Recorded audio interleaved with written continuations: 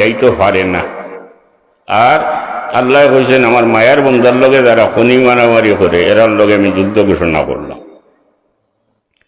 দুনিয়াতে ইসলামের খেদমত সবচেয়ে বেশি হয়েছে আল্লাহর মায়ার বন্দা হলোর জরিয়ায়, সাহাবায়ে কেরামের জরিয়ায় সবচেয়ে বেশি দিনের খেদমত হয়েছে। আর 2 নম্বর সবচেয়ে বেশি দিনের খেদমত, দিনের প্রচার, ইসলামের প্রসার হয়েছে আল্লাহর মায়ার বন্দা হলোর জরিয়ায়।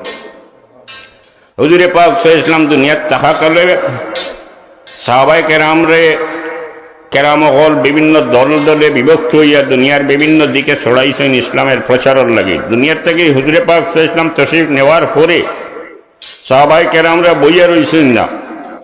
আজকের দিনে যে আমরা দুনিয়ার বিভিন্ন দেশে মুসলমান দেখি, লক্ষ লক্ষ মুসলমান, কোটি কোটি মুসলমান, ইটাত এককালে কোনো মুসলমান আসলো না। এটা বহুত দেশ আছে,